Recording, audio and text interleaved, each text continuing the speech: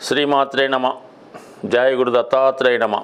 ఈ వీడియోలో మనం జనవరి 19వ తారీఖు నుంచి 25వ తారీఖు మధ్యలో జరగబోయే వార ఫలాలు వృషభ రాశి వారికి ఏ విధంగా ఉంటున్నాయి అని పరిశీలించినప్పుడు ఈ రాశి వారికి ఈ వారంలో ఒక అద్భుతమైనటువంటి కర్మయోగం ప్రారంభం అవడం జరిగింది. అది రాశి అందే గురుగ్రహం సంచరిస్తున్నప్పుడు సాధారణంగా జాతకుడికి మంచి ఫలితాలు రావడం జరుగుతూ ఉంటుంది. వ్యక్తిగతంగా జాతకుడు నిజాయితీగా ఉండే ప్రయత్నం చేస్తూ ఉంటాడు. ఏదైనా ఒక పని చేసే ముందు మంచి చెడు ఆలోచించి మంచి కార్యక్రమాలకి ఎక్కువ ప్రయత్నం చేయడం జరుగుతూ ఉంటుంది. మరి ఈ రాశి యందు గురుగ్రహం ఉండడం వలన ఇదే రాశిలో ఉన్నటువంటి వ్యవసాయదారులకి, పాడి పరిశ్రమ వారికి, ఆర్థిక రంగం, ఫైనాన్స్ రంగంలో ఉన్న వాళ్ళకి చాలా వరకు ఒక గొప్ప అభివృద్ధి రావడం జరుగుతూ ఉంటుంది. వాళ్ళ యొక్క ఉత్పత్తి పెరగడం వల్ల వ్యాపారంలో ఉన్నవారికి కానీ, ఉద్యోగంలో ఉన్నవారికి కానీ చాలా వరకు ఆర్థిక స్థితి మెరుగుపడుతుంది. అలాగే సంఘంలో వ్యక్తిగతంగా మీ యొక్క హోదా కూడా పెరిగే అవకాశం ఉంది. ఇక రాష్ట్రాధిపతిగా ఉన్నటువంటి శుక్రుడు దశమ స్థానంలో ఉండి దశమాధిపతితో కలిసి ఉండడం వల్ల ఇది జాతకుల యొక్క నూతన ఉద్యోగ ప్రయత్నాలు చాలా వరకు ఫలించే అవకాశం ఉంది.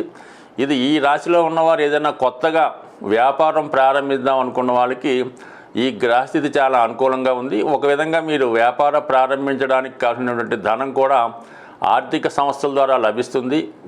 వృత్తిపరంగా మీ యొక్క ప్రావీణ్యత, మీలో ఉన్నటువంటి టాలెంట్ ఉపయోగించుకొని అటు ఉద్యోగంలో కొత్త ఉద్యోగం ప్రవేశించవచ్చు, లేదా వ్యాపార పరంగా అభివృద్ధి చేసుకోవచ్చు. కొన్ని సందర్భాల్లో ఉద్యోగం చేస్తూ కూడా మీరు ఏదైనా అదనంగా ఆదాయం కొరకు వ్యవసాయానికి సంబంధించినటువంటి వృత్తులాంటి చేపట్టడం వల్ల ఆదాయం లభించే అవకాశం ఉంది. ఫైనాన్స్ సంబంధించిన విషయాల్లో కూడా చాలా అనుకూలత ఉంది. ఇదే ఆటోమొబైల్ రంగంలో వారికి కూడా అనుకూలించే అవకాశం ఉంది. ముఖ్యంగా ఈ రాశిలో ఉన్నటువంటి స్త్రీలకి ఖచ్చితంగా ఏదైనా నూతన ఉద్యోగ ప్రయత్నాలు ఫలించే అవకాశం ఉంది. అలాగే వ్యక్తిగతంగా పారిశ్రామిక రంగంలో కానీ, వ్యాపార రంగంలో ఉన్నటువంటి స్త్రీలకి ఈ గ్రహస్థితి అనుకూలిస్తూ ఉంది. ముఖ్యంగా స్త్రీలకి ఈ బ్యూటీ సంబంధించినవి, గోల్డ్ సంబంధించినవి, బొటిక్ సంబంధించిన వృత్తుల్లో నైపుణ్యం సాధించడం కానీ, దానికి సంబంధించిన వ్యాపారాలు ప్రారంభించుకోవడం వల్ల అనుకూలత ఏర్పడే అవకాశం ఉంది. ఇంకా అలాగే ముఖ్యంగా ఏ పని చేయాలన్నా, ఏ పని చేపట్టాలన్నా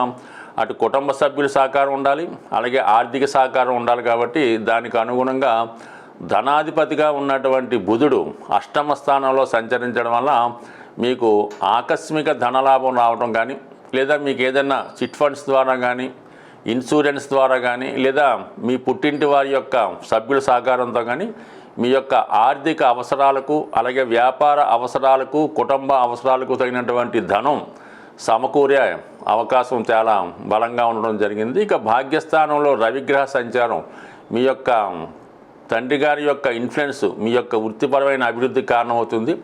అలాగే మీ యొక్క సంతానం యొక్క అభివృద్ధి మీకు ఆనందదాయకంగా ఉండే అవకాశం ఉంది. అంటే మొత్తం మీద ఈ వారంలో అటు మీ సంతానానికి కానీ, లేదా మీ తండ్రి గారికి కానీ, వ్యక్తిగతంగా మీరు ఏదైనా ఒక పదవిలో ఉంటే మొత్తం మీద మీ యొక్క కుటుంబ ప్రతిష్టత పెరుగుతుంది.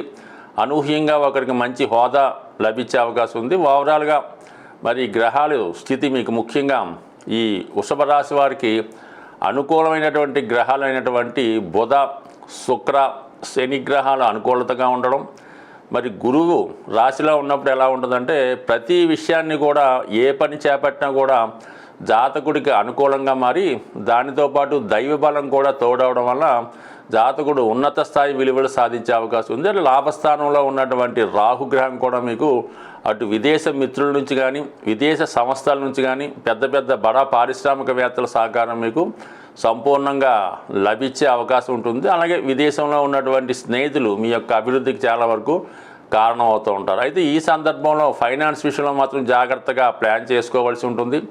ఏదైనా అప్పు తెచ్చినంత సులువుగా అప్పు తీర్చడం కష్టమవుతుంటుంది. కాబట్టి దాని మీద ఒక దృష్టి పెట్టడం మంచిది. చాలా వరకు షేర్ మార్కెట్టు, స్పెక్యులేషను, పేకాట, జోదం వాటికి దూరంగా ఉంటే ఈ రాశి వారికి వారం అంతా కూడా మిగతా గ్రహాల అనుకూలంగా ఉంటుంది. అలాగే ఈ వారం అంతా కూడా ఈ రాశి వారికి సంపూర్ణంగా కుటుంబ సభ్యులు అలాగే స్త్రీల యొక్క సహకారం హ్యాపీగా సంతోషంగా ఉండే అవకాశం ఉంది. చాలా వరకు ఈ గోచార ఫలితాలని చూస్తున్నవారు, దాన్ని ఫాలో అవుతున్న వారికి మనం చెప్పినటువంటి విషయాలు చాలా వరకు జరగవచ్చు, జరగకపోవచ్చు. దానికి కేవలం మీ యొక్క గోచారమే కాకుండా మీ గృహంలో, అంటే మీరు నివసిస్తున్నటువంటి గృహంలో, అది అద్దిల్లైనా సొంత ఇల్లైనా కొన్ని వాస్తుపరమైనటువంటి ఇబ్బందుల వల్ల అయితే అవ్వచ్చు. అలాగే కొంతమందికి కొన్ని రాసుల వారికి, కొన్ని వర్గుల వారికి కొన్ని దిక్కులు ఇబ్బందికరంగాను అనుకూలంగా ఉండే అవకాశం ఉంటుంది. అంటే మనం అనుకూలమైనటువంటి ఫేసింగ్లో మెయిన్ గుమ్మం ఫలానా దిక్కులో ఉన్నప్పుడు కొంతమందికి అనుకూలించే అవకాశం ఉంది. సాధారణంగా మనం గృహంలో నివసిస్తున్నప్పుడు ఆర్థిక పరంగా చాలా ఇబ్బందులు పడుతున్నాం, అప్పులు ఎంత కష్టపడినా తీరడం లేదనుకున్నప్పుడు ఖచ్చితంగా గృహంలో వాయువ్య దోషం ఉండే అవకాశం ఉంటుంది. అలాగే ఉత్తర దిక్కు కూడా కొంతవరకు దోషం ఉండే అవకాశం ఉంటుంది. కాబట్టి దాన్ని సరి చేసుకోవడం వల్ల కొంతవరకు ఆ సమస్య నుంచి బయటపడవచ్చు. అలాగే గృహంలో తరచూ భార్యాభర్తల మధ్య గొడవలు జరుగుతున్నాయి. ముఖ్యంగా భర్త, ఆ ఇంటి యజమాని వ్యసనాల పాలై ఏదో ఒక బలహీనతకి తాగుడో వ్యభిచారమో ఇంకోటో చేస్తూ భార్యని ఇబ్బంది పెట్టడం, అలాగే భార్య కూడా ఏదో ఒక అనారోగ్య సమస్య వల్ల వైవాహిక జీవితానికి, అంటే వారి యొక్క సంబంధానికి దూరంగా ఉండడం జరుగుతూ ఉంటుంది. అంటే ఆ గృహంలో ఖచ్చితంగా ఆగ్నేయపరమైనటువంటి దోషం ఉండే అవకాశం ఉంది. అంటే ఆగ్నేయలో ఏదైనా దోషం కానీ వాటర్ ట్యాంకులో, సెప్టిక్ ట్యాంకులో ఇలాంటివి ఉండడం వల్ల, ఆ వంటింట్లో సరైనటువంటి వెలుతురు లేకపోవడం వల్ల కొన్ని ఇబ్బందులు ఆగ్నేయంలో ఉంటే ఇటువంటి ఇబ్బందులు తరచూ వస్తుంటాయి. ముఖ్యంగా ఆ గృహంలో ఉన్నటువంటి ఆడపిల్లలకి వివాహం వాయిదా పడుతూ ఉంటుంది. ఇక ఈశాన్య దోషం ఉన్నప్పుడు ఆ గృహంలో ఎన్ని పూజలు చేసినా, ఎన్ని వ్రతాలు చేసినా కూడా ఎటువంటి ఫలితం ఉండదు. ఆ కుటుంబంలో మగపిల్లలు నిరుద్యోగులుగా ఉంటారు, తండ్రి గారితో విభేదాలు వచ్చే అవకాశం ఉంది. అటువంటప్పుడు ఈశాన్య దోషాన్ని సరి చేసుకోవాల్సి ఉంటుంది. ఇక నైరుతి దోషం ఉన్నప్పుడు తరచూ కోర్టు కేసులు, ఇంట్లో ఏదో ఒక పిల్లలకి యాక్సిడెంట్ అవ్వడమో, పెద్దవారికి యాక్సిడెంట్ అవ్వడమో, ఏదో ఒక అనారోగ్యం రావడం, తరచూ హాస్పిటల్ చుట్టూ తిరగవలసి ఉంటుంది. అటువంటప్పుడు నైరుతి దోషం ఉందని గమనించి దాన్ని సరి చేసుకోవాల్సి ఉంటుంది. అలాగే ఆ కుటుంబంలో వివాహం అయింది, కొత్తగా 5 సంవత్సరాలు 6 సంవత్సరాలు అయినా కూడా వివాహం జరిగినా కూడా సంతానం కలగడం లేదు అన్నప్పుడు కూడా మీకు నైరుతి దోషం ఉండొచ్చు. లేదా నైరుతి వీధిపోటు లాంటివి ఉండడం వల్ల కూడా ఆ వంశం అక్కడితో ఆగిపోయే అవకాశం ఉంది. అలాగే ఈశాన్యం ఎటువంటి ఇబ్బంది ఉన్నా కూడా మరి ఆ వంశం అభివృద్ధి చెందకుండా ఉండే అవకాశం ఉంది. ఎప్పుడన్నా సరే ఒక గృహంలో ఈశాన్య దోషం ఉంటే కంపల్సరీగా నైరుతి దోషం ఉంటుంది. ఆగ్నేయ దోషం ఉంటే వాయువు దోషం ఉండే అవకాశం ఉంది. ఇక వాయువు దోష ప్రభావం ఏంటంటే ఇంట్లో ఏదో లవ్ అఫేర్సు, అక్రమ సంబంధాలు ఉండే అవకాశం ఉంది. అలాగే ఈశాన్యం దోషం వల్ల ఆ ఇంట్లో ప్రథమ సంతానం మీద, ఆగ్నేయ దోషం వల్ల ద్వితీయ సంతానం మీద, వాయువు దోషం ఉంటే తృతీయ సంతానం మీద ఎక్కువగా ప్రభావం చూపించే అవకాశం ఉంది. ఒక గృహంలో తూర్పు కంప్లీట్గా స్ట్రగుల్ అయినప్పుడు, తూర్పు సంబంధించిన ఈ దోషం ఉన్నప్పుడు కేవలం ఆ గృహంలో స్త్రీ సంతానం మాత్రమే కలుగుతూ ఉంటారు.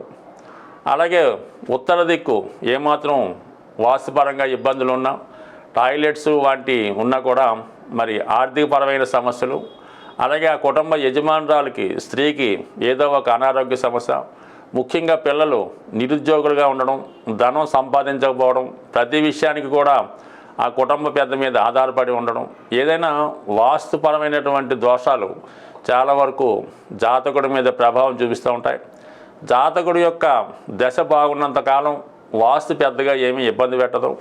ఎప్పుడైతే జాతకంలో చెడు గ్రహాల దశలు కానీ, ఏలినాటి శని మొదలగు లాంటి గోచార ప్రారంభమైనప్పుడు వాస్తు కూడా ప్రభావం చూపడం జరుగుతూ ఉంటుంది. బట్ రెండు కూడా ఏదైనా జీవితం బాగుపడాలి, మనం అన్ని విషయాల్లో అభివృద్ధి చెందాలంటే మీ యొక్క జాతకంతో పాటు కంపల్సరీగా మీరు నివసిస్తున్నటువంటి గృహం యొక్క వాస్తు కూడా సరి చేసుకోవడం వల్ల అటు కుటుంబంలో అందరూ కూడా క్షేమంగా ఉండే అవకాశం ఉంది. ఒకసారి ఇటువంటి ఇబ్బందులు ఉన్నవారు మీకుగా పరిశీలించుకోండి. మంచి శాస్త్రజ్ఞుని చూపించి సరి చేసుకుంటే మరి రాబోయే రోజులు అదృష్టంగా మారే అవకాశం ఉంటుంది. స్వస్తి.